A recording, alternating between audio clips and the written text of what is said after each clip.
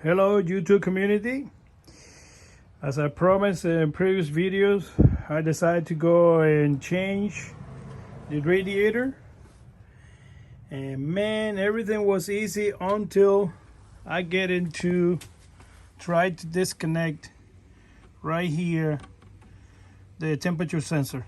It took me like 17 minutes, couldn't even get it out. Amazing.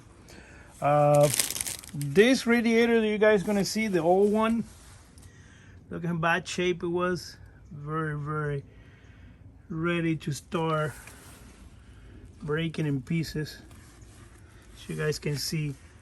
The only situation I got is I could not find that phone that goes there, nor the phone that goes on the bottom, nor the phone that goes here anywhere. So I cannot find that phone for this radiator. So I went to Ace stores. They got this window seal that I would try to compensate for that. It's only $5. And also, since I already took the radiator, I'm gonna do the serpentine bell.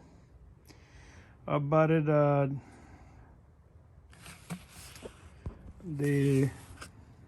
forget the name of the place where I bought it.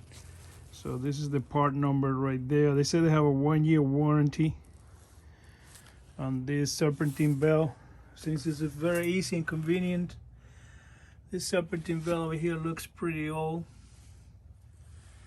I don't see any sign of cracking or anything, but it looks kind of old. I think it's the best time to change it. So what a mess I have over here. It's gonna have a new radiator and new serpentine bell, and also a new thermostat, Toyota thermostat. This doesn't look bad, but just want to make sure that never know who changed this before. Is this a Toyota brand or not? So we're going to put the Toyota one with the brand new hoses and everything. Okay, so wish me good luck over here for my project. It's very easy to change.